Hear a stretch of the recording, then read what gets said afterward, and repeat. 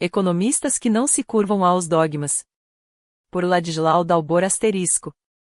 A economia dominante tornou-se um conjunto de narrativas de justificação. As taxas de juros seriam aumentadas para nos proteger da inflação. O preço dos remédios é alto por causa dos custos de pesquisa. A invasão de marketing é para estimular a economia. A confusão de patentes e direitos autorais é para recompensar a criatividade e assim por diante. Uma nova geração de economistas está trazendo a disciplina para a terra. Em vez de justificar o rentismo, a desigualdade e os dramas ambientais, eles estão explicando como as coisas realmente funcionam e projetando alternativas. Ladislau Dalbor. Jeremy Hood, do Federal Reserve Banco Central e dos Estados Unidos. Escreve com desdém no seu último livro.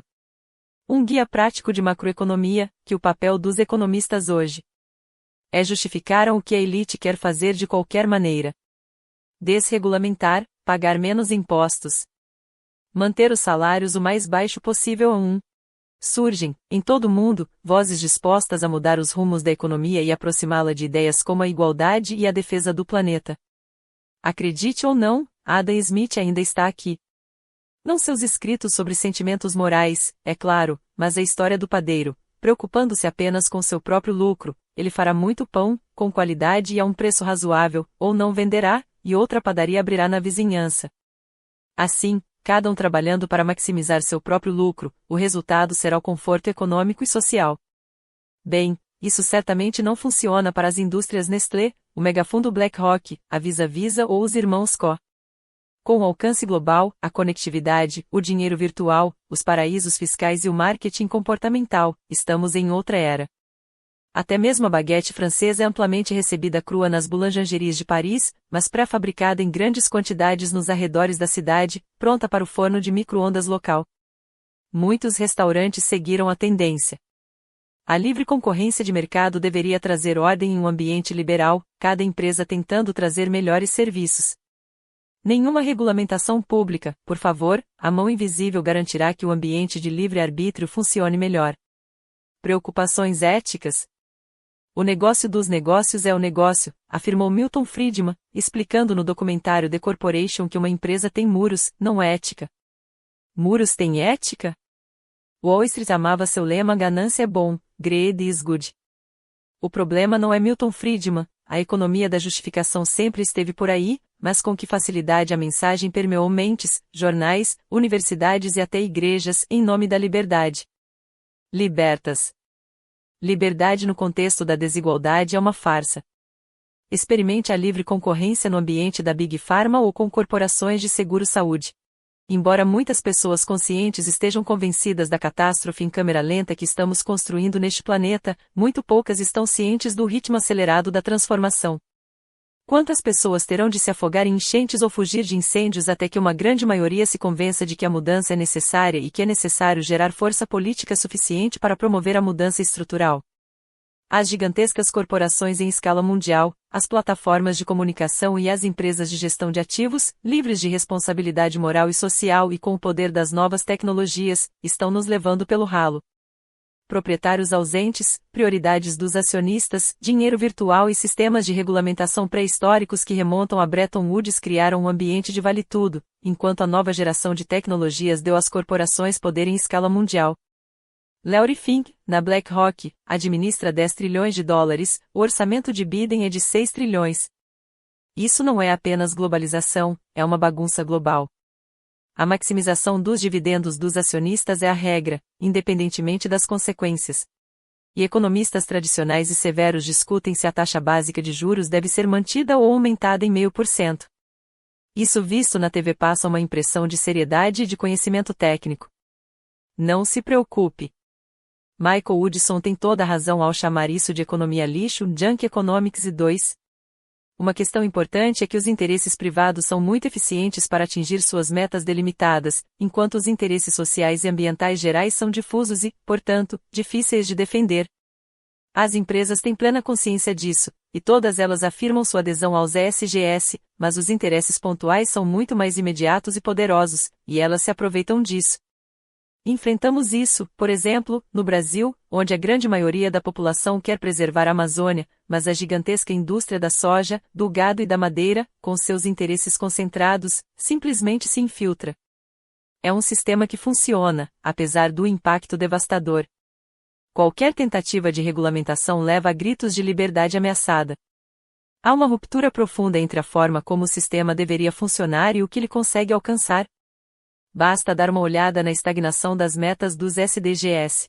Embora os economistas tenham discutido por muito tempo em um ambiente técnico fechado, isso está mudando, entre outros motivos, porque à medida que os dramas se aprofundam, mais não economistas querem entender as razões de nossa incapacidade de promover a mudança necessária. O enorme sucesso de Thomas Piketty com seu Capital no século XXI baseia-se em sua poderosa demonstração de que o processo de acumulação de capital, o coração do sistema, mudou. A financiarização assumiu o controle, pagando cerca de 7% a 9% ao ano, enquanto a produção efetiva de bens e serviços, o PIB, cresce 2,5% no longo prazo. Quando as atividades financeiras, por meio de dividendos para proprietários ausentes e altas taxas de juros, ganham muito mais do que investir na produção, o capitalismo extrativista assume o controle. Nasce a financiarização. Nesse capitalismo, não é preciso gerar produtos e empregos para ficar rico. A população de bilionários está explodindo. A Oxfam é outra fonte de economia realista, organizando e divulgando fatos básicos. Desde 2020, os 5 homens mais ricos do mundo dobraram suas fortunas. Durante o mesmo período, quase 5 bilhões de pessoas em todo o mundo ficaram mais pobres. A miséria e a fome são uma realidade diária para muitas pessoas em todo o mundo. Nas taxas atuais, serão necessários 230 anos para acabar com a pobreza, mas poderemos ter nosso primeiro trilionário em 10 anos. 3 Mariana Mazzucato chama isso de capitalismo extrativista, pois é basicamente um dreno. Com o Estado empreendedor, ela mostra que as políticas públicas são fundamentais se quisermos que a economia resgate sua função social. A economia da missão traz uma nova abordagem, construindo uma convergência de capacidade empresarial, coordenação pública e centros de pesquisa tecnológica em torno das principais questões sociais, desigualdade, meio ambiente, situações humanas críticas e afins. Não se trata de livre mercado, mas de construir o que precisamos. Trata-se de uma sinergia construída de forma racional. Esperar pela mão invisível é, na melhor das hipóteses, ignorância infantil ou apenas raciocínio interessado. A contribuição de Joseph Stiglitz tem sido fundamental para esses novos ventos na economia, denunciando o sistema atual como tal, o experimento neoliberal, que impostos mais baixos para os ricos, desregulamentação dos mercados de trabalho e de produtos, financiarização e globalização, foi um fracasso espetacular. O crescimento é menor do que o registrado no quarto de século após a Segunda Guerra Mundial, e a maior parte dele foi acumulada no topo da escala de renda. Após décadas de renda estagnada ou até mesmo em queda para os que estão abaixo deles, o neoliberalismo deve ser declarado morto e enterrado. 4. Ao comentar sobre o desastre da Covid-19, ele traz uma ideia óbvia, mas essencial: os líderes políticos dos países desenvolvidos devem reconhecer que ninguém está seguro até que todos estejam seguros e que uma economia mundial saudável não é possível sem a recuperação de suas partes mais pobres. 5. Aqui também, e em especial em seu estudo Rewriting the Rules of the American Economy, 2015, encontramos uma abordagem sistêmica e a necessidade de os economistas apresentarem diagnósticos e propostas eficazes. Uma abordagem semelhante pode ser encontrada na contribuição de Felicia Wong, do Roosevelt Institute, o ideal neoliberal, de que os mercados criariam liberdade econômica e política e que nossa economia e política deveriam, portanto, privilegiar a escolha privada individual e as empresas do setor privado voltadas para o lucro acima de tudo, dominou nosso pensamento nos Estados Unidos e em todo o mundo por décadas. No entanto, os resultados empíricos são claros: o neoliberalismo fracassou, dizimando o crescimento econômico e a estabilidade, promovendo a desigualdade racial e de gênero e esvaziando a própria democracia. 6. Andrew Oswald e Nicholas Stern trazem os desafios da mudança climática para os economistas. Comentando sobre por que os economistas estão decepcionando o mundo em relação às mudanças climáticas, eles consideram que os investimentos das próximas 2 décadas são decisivos para o planeta e para o futuro de nossos filhos e dos filhos deles. Esses investimentos serão estabelecidos por decisões tomadas nos próximos anos. A boa economia pode e deve desempenhar um papel fundamental na orientação da estrutura política que influenciará essas decisões. É por isso que é tão importante que nossa profissão acelere seu trabalho agora. 7. Jayati Ghosh trouxe contribuições importantes e escreve sobre como e por que a economia deve mudar. 2024 A economia precisa de mais humildade, um melhor senso de história e mais diversidade. A necessidade de mudanças drásticas na disciplina de economia nunca foi tão urgente. A humanidade enfrenta crises existenciais, com a saúde planetária e os desafios ambientais se tornando grandes preocupações. As tensões sociopolíticas e os conflitos geopolíticos resultantes estão criando sociedades que, em breve, poderão ser disfuncionais a ponto de se tornarem inviáveis. Tudo isso exige estratégias econômicas transformadoras. No entanto, a corrente dominante da disciplina persiste em fazer negócios como de costume, como se mexer nas margens com pequenas mudanças pudesse ter algum impacto significativo. Há um problema de longa data. Muito do que é apresentado como sabedoria econômica recebida sobre como as economias funcionam e as implicações das políticas é, na melhor das hipóteses, enganoso e, na pior, simplesmente errado. 8. Emmanuel Saez e Gabriel Zucman, em How to Tax Our Way Back to Justice, consideram que não há nada inerente à tecnologia moderna ou à globalização que destrua nossa capacidade de instituir um sistema tributário altamente progressivo. A escolha é nossa. Podemos tolerar um setor em expansão que ajuda os ricos a se esquivarem dos impostos ou podemos optar por regulamentá-lo. Podemos deixar que as multinacionais escolham o que querem. Podemos deixar que as multinacionais escolham o país em que declaram seus lucros, ou podemos escolher por elas. Podemos tolerar a opacidade financeira e as inúmeras possibilidades de evasão fiscal que vêm com ela, ou podemos optar por medir, registrar e tributar a riqueza.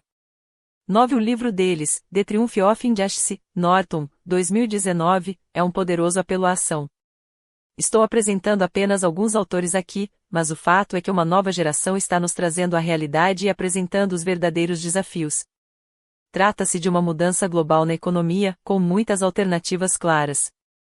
Thomas Piketty apresenta um conjunto de medidas na linha do socialismo participativo, Joseph Stiglitz sugere capitalismo progressivo, Wolfgang Streeck, capitalismo democrático, a Mariana Mazzucato, economia de missão, como vimos, Gerald Epstein sugere acabar com o clube dos banqueiros Bushing the Bankers Club, enquanto Robert Reich denuncia o ancapitalismo corporativo, Joel Kocking, o anelfeudalismo, Zygmunt Bauman, o ancapitalismo parasitário, Shoshana Zuboff, capitalismo de vigilância, Grzegorz Skonar, Realne Capitalism, Raymond Baker, Nosso Sistema Quebrado, Brett Christophers, Capitalismo Rentista, Marjorie Kelly, Supremacia da Riqueza, Nicholas Jackson, A Maldição das Finanças.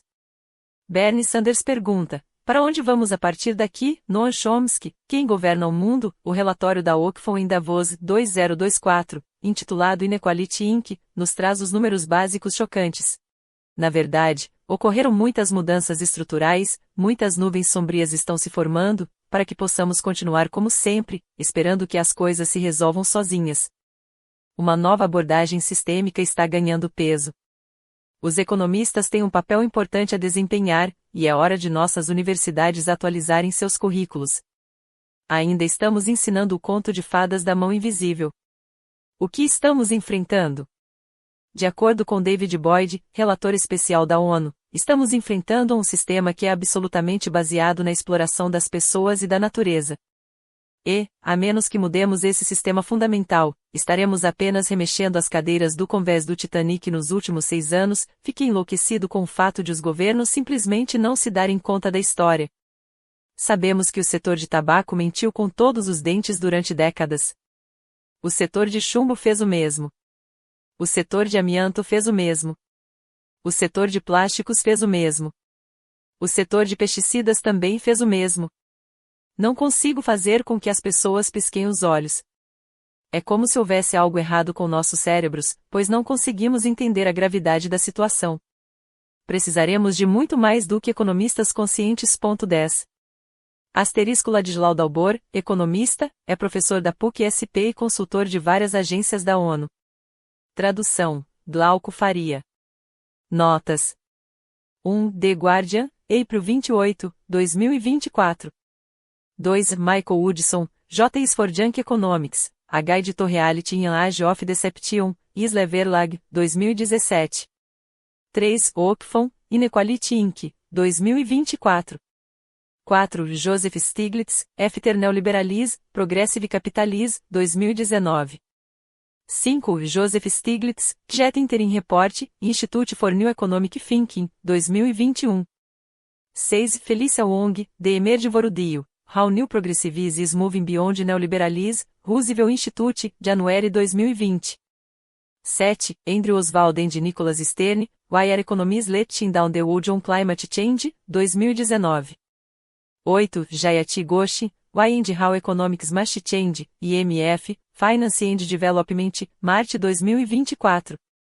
9. Emmanuel Saez and Gabriel Zucman, How to Tax Our Way Back to Justice, 2019. 10. David Boyle, um Special Rapporteur on the Environment and Human Rights, The Guardian, mais 7 2024. Fonte, outras palavras.